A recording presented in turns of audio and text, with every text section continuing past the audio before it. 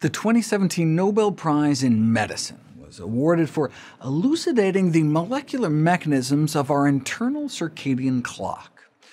For billions of years, life on Earth evolved on a 24-hour cycle of light and dark, and so it's no surprise our bodies are finely tuned to that pattern. But put people in total darkness without any external time cues, and our body still continues to cycle in about a 24-hour circadian rhythm.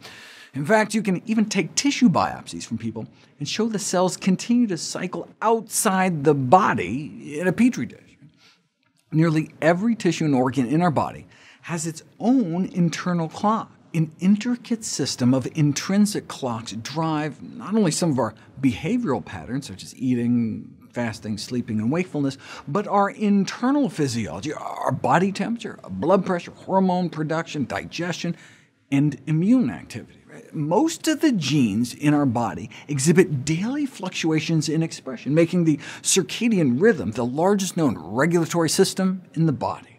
This cycle is thought to allow for a level of predictability and functional division of labor so that each of our body processes can run at the best time. At night while we're sleeping, a whole array of internal housekeeping activities can be switched on, for example, and as dawn approaches, our body can shift back into activity mode. Anyone who's ever had jet lag knows what throwing our cycle even just a few hours off can do, but now we know our circadian rhythms can literally be the difference between life and death. A study of more than 14,000 self-poisonings found that those who tried committing suicide in the morning were more than twice as likely to die than those who ingested the same dose in the evening.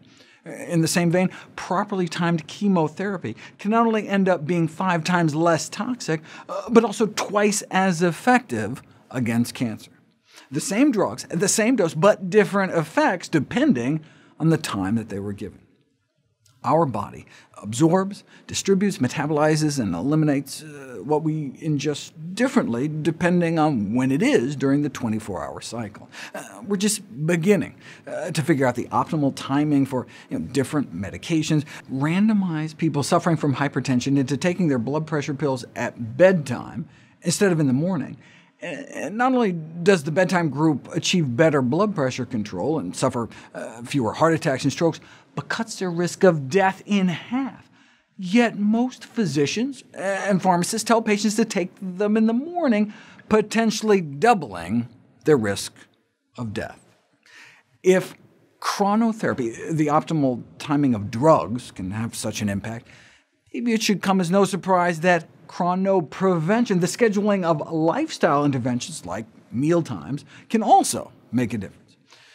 In the official Academy of Nutrition and Dietetics position paper on effective treatments for obesity, importance is placed not only on the quantity, but timing of calorie intake, suggesting that consuming more calories earlier in the day rather than later in the day can assist with weight management. Some have gone further and even characterized obesity as a chronobiological disease.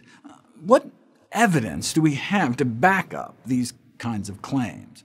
Well, the timing of calorie intake may have shifted slightly over the last few decades towards a greater proportion of foods later in the day, which raised the question about a possible role in the rise of obesity.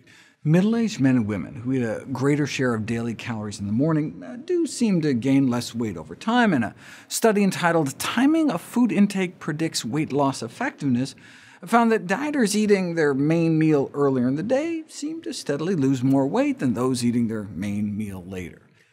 The obvious explanation for these findings would just be that those who eat later also tend to eat more, and there does seem to be a relationship between when people eat most of their calorie intake and how many calories they end up eating over the entire day, with those eating a greater proportion in the morning, eating less overall. Maybe later eaters are just overeating junk on the couch watching primetime TV. A tendency has been found for night owls to eat more fast food, soda, fewer fruits and vegetables. In the field of social psychology, there's a controversial concept called ego depletion, where self-control is viewed as a limited resource like a muscle that can become fatigued from overuse. As the day wears on, the ability to resist unhealthy food choices may decline, leaving one vulnerable to temptation. So, is it just a matter of later eating leading to greater eating?